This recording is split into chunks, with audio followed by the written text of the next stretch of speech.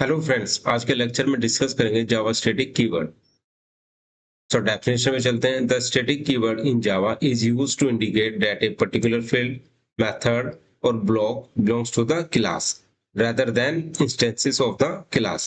सो basically जो static keyword होता है, चाहे हम उसको फील्ड में यूज कर रहे हैं, मेथड में यूज कर रहे हैं या ब्लॉक में यूज कर रहे हैं, वो किसको बिलोंग्स करते हैं? क्लास को। rather than instance of the class, they can be accessed without creating an object of the class। हम उनको एक्सेस कर सकते हैं without creating an object. Use of static keyword. Static keyword का हम कहाँ कहाँ यूज करते हैं? स्टैटिक कीवर्ड को हम वेरिएबल में यूज कर सकते हैं, मेथड्स में यूज कर सकते हैं, ब्लॉक में यूज कर सकते हैं और क्लासेस में यूज कर सकते हैं। यानी कि अगर मुझे वेरिएबल में यूज करना है तो मैं कैसे क्रिएट करूंगा इसको? Static variable. मेथड में स्टैटिक मेथड क्रिएट कर लेंगे।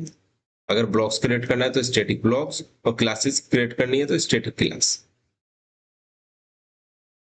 सो वन बाय वन डिस्कस करेंगे। स्टैटिक वेरिएबल्स, इसको हम क्लास वेरिएबल्स भी कहते हैं। Static variable is share by all instance of a class. जो स्टैटिक वेरिएबल होता है वो शेयर किया जाता है all instance of a class. It is initialise only once, एक बार इनिशियलाइज करते हैं, and it's value is the same for all instances of the class. इस जो स्टैटिक वेरिएबल की जो वैल्यू होगी वो सेम होगी all instance of the class. Characteristics of a static variables, इसके कुछ कैरेक्टरिस्टिक्स हैं। They belongs to the class, not the instance. So basically जो स्टैटिक वेरिएबल है वो किसको बिलोंग्स करते हैं? क्लास को। They are initialize only once, एक बार इनिशियलाइज करते हैं, and when the class is loaded, जब क्लास लोड होती है तभी हम उसको इनिशियलाइज करते हैं। Third, a static variable is accessible bye all instance of the class and can be modified by any of them.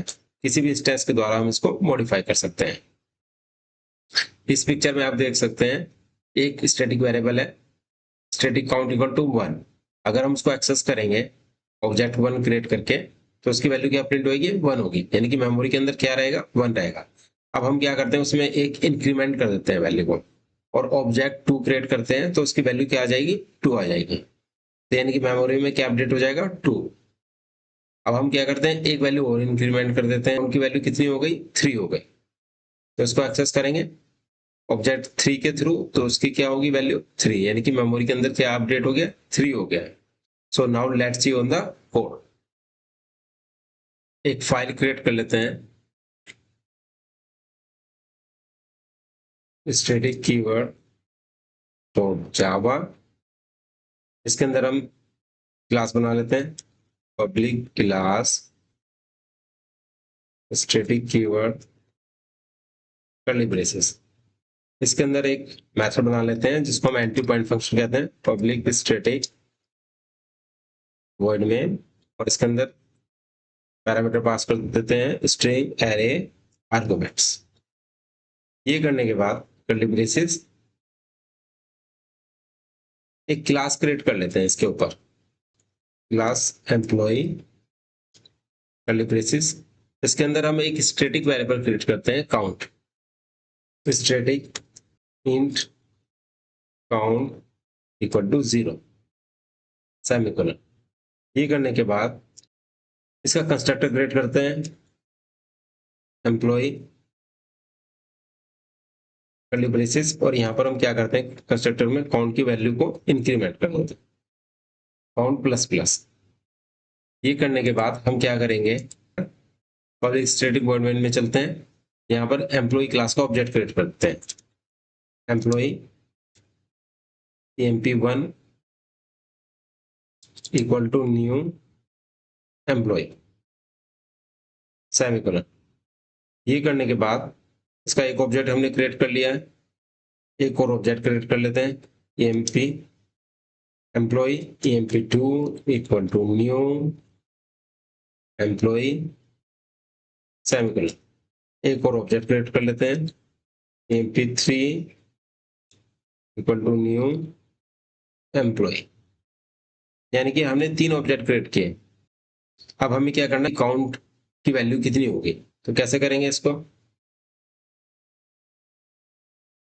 Print करते हैं यहाँ पर system dot out dot print. इसके अंदर काउंट इज प्लस ध्यान रखना, जब हम स्टैटिक वेरिएबल को एक्सेस करना चाहते हैं तो हम डायरेक्टली क्लास के थ्रू करते हैं, ना कि उसके ऑब्जेक्ट के थ्रू। यानी कि emp1 emp2 emp3 इनके थ्रू नहीं करेंगे, हम किसके थ्रू एक्सेस करेंगे? क्लास के थ्रू। तो क्लास क्या थी हमारी? एम्प्लॉय। तो हम यहाँ पर क्या करेंगे? Employ dot count semicolon. इसको सेव कर लेते हैं, एग्जीक्यूट करते हैं इस फाइल को। Javac file name static keyword dot Java. आपने देखा static keyword dot class create हो गई। अब रन कर लेते हैं इसको, जावा स्टैटिक कीवर्ड। तो काउंट की वैल्यू कितनी आ गई? Count is 3। तो यानी कि आपने देखा कि हमने स्टैटिक जो वेरिएबल है उसको किसके थ्रू एक्सेस किया? क्लास के थ्रू, ना कि उसके ऑब्जेक्ट के थ्रू, यानी कि एम्प्लॉय डॉट काउंट। और जैसे ही हमने जितने भी ऑब्जेक्ट क्रिएट किए तो मेमोरी में इसकी वैल्यू क्या होती रही? अपडेट होती रही। एम्प्लॉय 1 जब ऑब्जेक्ट क्रिएट किया तो ये कंस्ट्रक्टर के थ्रू इसकी वैल्यू क्या हो गई? 0 से 1। दोबारा ऑब्जेक्ट क्रिएट किया तो वैल्यू हो गई 2। दोबारा उसके बाद ऑब्जेक्ट क्रिएट किया तो वैल्यू क्या हो गई? 3 हो गई। इनकी मेमोरी में काउंट की वैल्यू क्या हो गई है? 3। और उसको हमने एक्सेस कर लिया। तो आपको इस तरीके से स्टैटिक वेरिएबल का कॉन्सेप्ट क्लियर हो गया होगा। अब डिस्कस करते हैं स्टैटिक मेथड। अब डिस्कस करते हैं static methods. A static methods belongs to the class, not an instance of the class. So basically जो स्टैटिक मेथड है जावा के अंदर वो किसको बिलोंग्स करता है? क्लास को, ना कि उसके इंस्टेंस को। Therefore, static method can call without creating an object of the class. Means हम स्टैटिक मेथड को अगर हमें कॉल करना है तो हमें ऑब्जेक्ट क्रिएट करने की जरूरत नहीं है, हम डायरेक्टली क्लास के थ्रू उसको कॉल कर सकते हैं। Static methods can only directly access other static members, static variables and static methods. जो static methods हैं वो डायरेक्टली किसको एक्सेस कर सकते हैं? static variables को and other static methods को।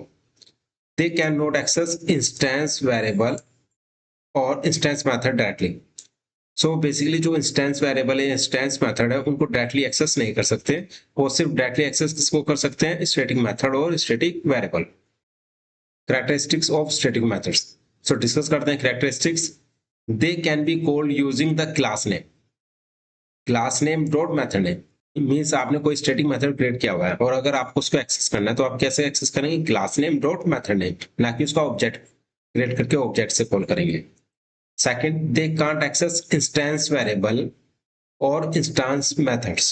So ये ना तो instance variable को एक्सेस कर सकते हैं ना instance method को। किसके अंदर? static के अंदर। They can only access static variables and static methods.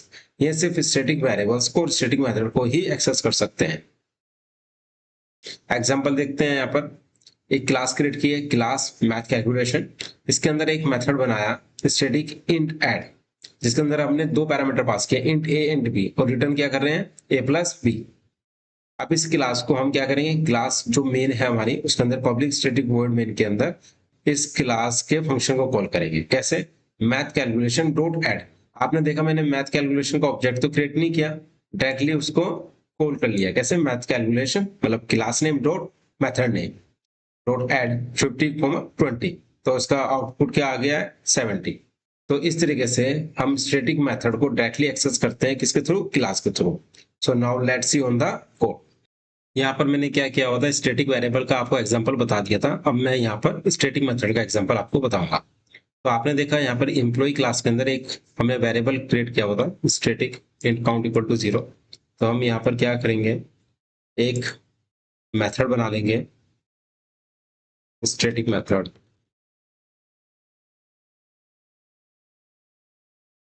Static void display count. ये मेथड हमने बना लिया है और यहाँ पर हम क्या करेंगे? प्रिंट कर देंगे। इसको कॉपी कर लेता हूँ मैं यहाँ पर मैंने पेस्ट कर दिया। इसको पास कर देते हैं count value is, count value is, यहाँ पर हम क्या करेंगे? काउंट पास कर देंगे। आपने देखा कि स्टैटिक वेरिएबल को हमने डायरेक्टली पास किया है, यानी कि स्टैटिक मेथड के अंदर हम स्टैटिक वेरिएबल को डायरेक्ट पास कर सकते हैं। तो हमने यहाँ पे सिर्फ काउंट पास कर दिया है। ये करने के बाद अब हम क्या करेंगे, इस कोड को इसको कमेंट कर देंगे। कमेंट करने के बाद ये हमने क्या किया था, ये ऑब्जेक्ट क्रिएट किए हुए थे इसके 3 ऑब्जेक्ट। अब कॉल करते हैं, call the static method employ dot display का, इस तरीके से, यानी कि class name dot method name. हम ऑब्जेक्ट के थ्रू नहीं कॉल कर सकते स्टैटिक मेथड को, class name dot method name. Save कर लिया हमने, एग्जीक्यूट करेंगे तो ये एग्जीक्यूट हो गया है। अब रन करते हैं इसको। Count value is 3। तो आपने देखा ये जो डिस्प्ले काउंट मेथड ये कॉल हुआ और इसने काउंट की वैल्यू को प्रिंट कर दिया, यानी कि हमने 3 ऑब्जेक्ट क्रिएट किए थे। काउंट की वैल्यू हर ऑब्जेक्ट पे इंक्रीमेंट हो रही थी। तो कितनी हो गई काउंट की वैल्यू, 1 2 3। तो काउंट वैल्यू इज 3। पुराने वाले एग्जांपल में जब मैंने स्टैटिक वेरिएबल को एक्सेस किया था तो कैसे किया था, एम्प्लॉय यानी class name dot variable name. लेकिन स्टैटिक मेथड के अंदर हमने क्या किया, सिर्फ वेरिएबल नेम पास किया, क्योंकि हमें क्लास के थ्रू ना एक्सेस करके डायरेक्टली हम एक्सेस कर सकते हैं। मैं एक काम करता हूँ, एक वेरिएबल क्रिएट और कर देता हूँ यहाँ पर, इंस्टेंस वेरिएबल। नॉर्मल वेरिएबल को हम इंस्टेंस वेरिएबल कहते हैं। इंस्टेंस वेरिएबल यहाँ पर मैं क्या करता हूँ, string name equal to job, यहां मैंने पास कर दिया जॉब। ये जो स्ट्रिंग वेरिएबल है नेम, अब मैं चाहता हूं कि मैं इधर पास कर दूं इसको, तो मैं प्लस आइकन करके यहां पर मैंने वेरिएबल पास कर दिया नेम। इसको सेव किया, एग्जीक्यूट करता हूं। मैंने आपको बताया है स्टैटिक मेथड की डेफिनेशन में कि स्टैटिक मेथड के अंदर हम इंस्टेंस वेरिएबल को एक्सेस नहीं कर सकते, यानी हमारी कंपाइल टाइम एरर आएगी। मैं क्या करता हूँ, इसको एग्जीक्यूट करता हूँ। जैसे ही मैंने एग्जीक्यूट किया तो आपने देखा non static variable name can not be reference from a static context, तो यानी कि हम डायरेक्टली इसको एक्सेस नहीं कर सकते किसके अंदर, स्टैटिक मेथड के अंदर। तो इसको हम यहाँ पे इस तरीके से एक्सेस नहीं कर सकते। तो यानी कि आपको भी क्लियर हो गया होगा। और हमें कैसे स्टैटिक मेथड हम कॉल करते हैं, हमने पहले क्रिएट कर लिया स्टैटिक के थ्रू, और यहाँ पर उसको कॉल कैसे किया, class name dot method name. तो इस तरीके से आपको स्टैटिक मेथड क्लियर हो गया होगा। अब हम डिस्कस करेंगे static block. Static blocks. So definition पे चलते हैं। Static blocks is a block of code inside a class that is executed only once when the class is loaded into the memory. So basically ये कब execute होगा, जब class memory के अंदर load होगी, और वो भी एक बार load होगी। Static blocks are often used to initialize static variable. So basically initialize static variables के लिए use करते हैं, और perform one time setup task या perform one time setup task भी बोलते हैं। Characteristics of static blocks. A class can have multiple static blocks. जो क्लास है वो क्या रख सकती है, मल्टीपल स्टैटिक ब्लॉक रख सकती है। They are executed when the class is first loaded into the JVM. So basically क्या है, ये execute होगी when the class is first loaded into the JVM. They are executed only once, even if the class is used to create multiple object. ये एक बार execute होगी चाहे हम class की कितनी बार भी ऑब्जेक्ट क्रिएट करें। नोट में, static blocks executed before any method in the main method. Main method में जितने भी मेथड होगा उन सबसे पहले क्या, कौन सा स्टैटिक ब्लॉक एग्जीक्यूट होगा। सो now let's see on the code. आपने देखा मैंने यहाँ पर स्टैटिक वेरिएबल का एग्जांपल आपको बता दिया है, स्टैटिक मेथड का भी एग्जांपल आपको बता दिया। अब हम क्या करेंगे, स्टैटिक ब्लॉक क्रिएट करेंगे। तो ये आपका जो पब्लिक क्लास स्टैटिक कीवर्ड है, यानी कि आपका जो मेन क्लास है, इसमें पब्लिक स्टैटिक वर्ड मेन से पहले मैं क्या करता हूँ, एक ब्लॉक क्रिएट कर देता हूँ। तो यहाँ पर लिख देता हूँ मैं स्टैटिक ब्लॉक। हम कैसे लिखते हैं, स्टैटिक कर्ली ब्रेस, इसके अंदर जो भी हमें लिखना है, क्योंकि ये एक बार ही एग्जीक्यूट होगा, चाहे कितनी बार भी हम ऑब्जेक्ट क्रिएट करें, मेमोरी में एक बार ही ये एग्जीक्यूट होगा। तो यहाँ पर हम प्रिंट कर देते हैं system dot out dot print line. इसके अंदर मैं लिख देता हूँ कोड स्टैटिक ब्लॉक और लास्ट में सेमीकोलन। सेव कर लिया। आपने देखा यहाँ पर हमने क्या किया हुआ है, वॉइड मेन के अंदर हमने ऑब्जेक्ट क्रिएट किया और ऑब्जेक्ट को क्रिएट करने के बाद मेथड कॉल किया हुआ डिस्प्ले काउंट, तो हमने क्या किया, ये स्टैटिक ब्लॉक क्रिएट किया हुआ है और इसमें प्रिंट कर दिया वैल्यू। एग्जीक्यूट करते हैं, एग्जीक्यूट किया। इसको एग्जीक्यूट करने के बाद अब इसको रन करते हैं। तो आपने देखा यहाँ पर क्या हुआ, कोड स्टैटिक ब्लॉक, यानी कि जो स्टैटिक ब्लॉक है वो सबसे पहले एग्जीक्यूट हुआ है। तो आपको क्लियर हो गया होगा कि static block only one time execute होता है और वो सबसे पहले एग्जीक्यूट होता है। अब हम डिस्कस करेंगे static class. Static classes, nested static classes in Java, a static class is a nested class that is defined with the static keyword. जब भी हमें static class create करनी है तो हमें static keyword define करना होगा। Static classes can only be defined inside another class. जो static class होगी वो define होगी किसी another class के अंदर, and they behave somewhat like regular classes but with certain restrictions. अब characteristics देख लेते हैं इसके characteristics of static nested classes. They do not have access to instance variable and methods of outer class. हम outer class के instance variable और method को access नहीं कर सकते किसके अंदर, नेस्टेड स्टैटिक क्लास के अंदर। Second, they can only access the static members means variables and methods of outer class. सिर्फ हम आउटर क्लास के स्टैटिक वेरिएबल और मेथड्स को एक्सेस कर सकते हैं किसके अंदर, स्टैटिक क्लास के अंदर। Third, they can be instantiated without creating an instance of outer class. Example देख लेते हैं, क्लास आउटर क्लास, यहाँ पर एक वेरिएबल क्रिएट किया हमने स्टैटिक ग्रीटिंग्स। अब हमने क्या किया, एक स्टैटिक नेस्टेड क्लास बनाई, स्टैटिक क्लास इनर क्लास। उसके अंदर हमने एक डिस्प्ले ग्रीटिंग्स मेथड बनाया और ये जो ग्रीटिंग्स है इसको हमने डायरेक्टली एक्सेस कर लिया। अब हम क्या करेंगे, वॉइड मेन के अंदर इसका ऑब्जेक्ट क्रिएट करेंगे किसका, outer class dot inner class. इस तरीके से outer class dot inner class, object create किया हमने inner equal to new outer class dot inner class और फिर inner dot display greetings. So now let's see on the code. एक file create कर लेते हैं यहां पर, static class example dot Java. यहां पर हम public class static class example curly braces ये हमने यहाँ पे बना लिया है। इसके अंदर हम पब्लिक स्टैटिक वॉइड मेन और इसके अंदर हम पास कर देते हैं string array arguments curly braces से। अब इसके बाद क्या करेंगे, एक क्लास बनाएंगे ऊपर, क्लास